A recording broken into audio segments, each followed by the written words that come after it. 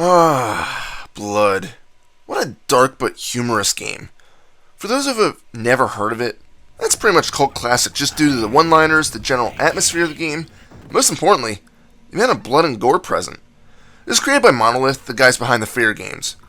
It also utilized the build engine, which was the one that powered Duke Nukem 3D. Like many other older FPS games, there isn't really much of a storyline present. You play as Caleb, a guy who was simply betrayed by his higher-up boss in a cult and killed.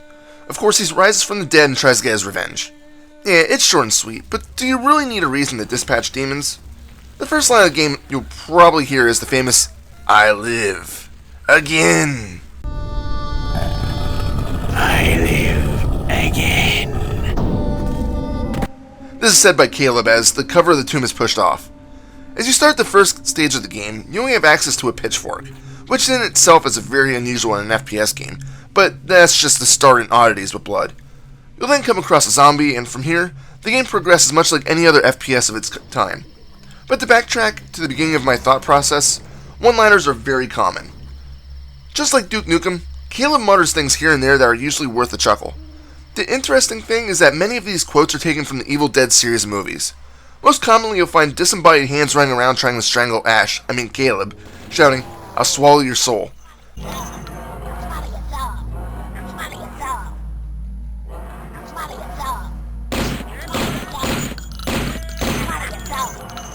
If that isn't taken directly from Evil Dead, I don't know where they'd be getting it. But that's not all. Quotes like good, bad, I'm the guy with the gun, and this is my boomstick are other quotes taken from Army of Darkness. Among other things you'll hear are, "What are you going to do, bleed on me?" and "Here's Johnny." Again, the game really likes taking quotes from popular movies and inserting them into appropriate times. The great thing is that they're still great for a laugh, because many times you're not really expecting it. Although the story is pretty shallow, as I said, it works. But that's not why you're going to be playing the game. You'll be playing because you just want to see what kind of crazy shit is introduced to you. The weapons are one of those pieces of crazy shit you want to try out. Again, you start out with a pitchfork, but I'm going to talk about each of the individual weapons. And before I start, I should say that almost all weapons have a secondary fire that can be incredibly devastating or just convenient. The flare gun is what you'll probably find first. It's your basic pistol with a twist. The amount of damage it does is minimal to most enemies, but the flares stick to enemies for a short time. And if the enemy's health drops slow enough, the enemy will completely ignite. For most enemies, this is funny in itself, especially against the human enemies that will cry out in pain and run around flailing their arms. The secondary fire eats up much more ammo but fires a blast that explodes on contact with a solid object. Next is the sawn-off shotgun. It's your standard shotgun in FPS games. Primary fire is to shoot one barrel and the secondary is to shoot both of them. You'll probably be using this weapon a lot, mainly due to the abundance of ammo available and also the great damage that it does. Next is the Tommy gun. Yeah, a frickin' Tommy gun.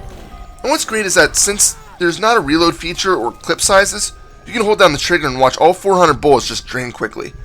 It doesn't do a ton of damage, but it does have the fire rate to make it effective. Secondary fire is simply to spray the weapon from one side of the screen to the other. In my opinion, it's completely useless because you end up wasting more ammo than you should, and it doesn't do the damage a focus attack would do. Next is one of my favorite weapons, the dynamite. Primary fire is to throw the bundle like a grenade, and it will explode where it hits. Secondary fire is to light the fuse first, and you need to throw it before the fuse hits the bundle. Naturally, this weapon is very explosive and does massive damage. Best of all, sometimes Caleb will laugh maniacally when blowing up enemies with explosive weapons. There are also other alternatives to the regular dynamite, such as remote bundles or proximity bundles, but they aren't nearly as useful. Next up is the incinerator, which is similar in style to the RPG in Duke Nukem 3D. It can cause a huge amount of devastation in a short time. Primary fire is to launch a ball of napalm that once again explodes in contact, but the secondary fire is where the real fun begins. When you use the alternate fire, the ball of napalm bounces around, burning anything that it touches. It does eventually explode in a final smaller ball of flame, but by then you'll probably have ignited anyone in your immediate vicinity. Of course, this is best used in the small rooms, and also ones where you'll be somewhere safe. We now move on to the aerosol can. Since the dynamite works like grenades, these cans work like Molotovs. Well, at least the alternate fire does. It creates a larger explosion but does less damage, and instead focuses on lighting things on fire. The primary fire is that Caleb holds a Zippo to the can and sprays it like a flamethrower. Now we move on to the Tesla cannon, which is a great weapon to use when you do have ammo for it. It shoots small blasts of lightning at your foes, shocking them for a bit and potentially paralyzing them for a very short time. Secondary fire is simply to fire a charged blast, doing even more damage. Finally, we get to the voodoo doll. This one is out there. You stab the doll and the enemy in front of you gets hurt. That's it. But what about the alternative fire? You basically decapitate the doll, doing even more damage to the enemy, but completely using up the doll. You need to be careful with this one though, because if you stab it when there's no enemy present, you'll take damage yourself. So now that I talked about your arsenal, it's time to move on to all the other fun stuff about the game. For the record, that's primarily the killing of your enemies. There's just so many weapons available to you that sometimes you just want to sit there and think, how should this guy die? For many of the enemies, especially the cultists and the zombies, the death animation will depend on what weapon you use. Use a flare gun or the aerosol can and the enemies will burst into flames, forgetting about you and trying to put themselves out. Use a dynamite and the enemies might blow up into pieces. Use a shotgun short range on the zombies and their head might pop off. And when that happens, you can go ahead and just play soccer with it by kicking it all around the place. Use the voodoo doll, and the skin might just fall off their bones. It's all graphic, but great to see. In fact, the whole game has the B-movie feel to it. The environments range all over the place.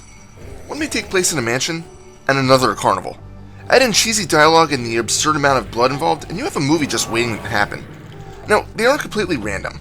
Most of the stages are logically put together. All the levels are also diverse and, well, fun. Of course, the gimmicky levels, especially the creepy mansion and the carnival, are a blast to play and explore. Oh, I still haven't talked about the blood yet. The decal limit is almost non-existent, so any bloodstains and weapon brass stays on the level for a very, very long time. Because of this, you'll see a lot of blood on the walls, floor, and even ceiling. Add in that shooting enemies often brings out lines of blood that coat the ground, as well as disembodied body parts, coating the ground even more debris.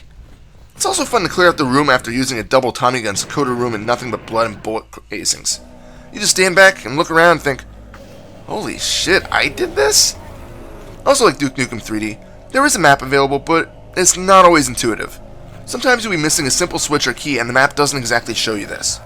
I remember playing one of the factory levels and I was missing something stupid, and I spent a few hours running around the hallways trying to figure out what I was skipping. I figured it out eventually, but it would have been nice to see something on the map screen. Just like every other FPS game of the time, Blood takes place in episodes. There's 3 that come with the game, and there's also 2 separate expansion packs that are available. At the end of each episode, you'll have to fight a boss, which is typically killed by running faster than the boss and shooting it. They really don't present too much of its challenge, but that's sadly normal in many of the classic FPS games. Blood is really just a great game due to a few things.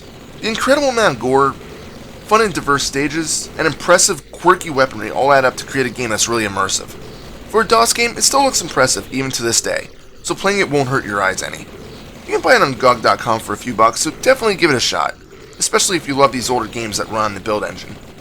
Final score? 9 out of 10. This is Reaper. Happy fragging.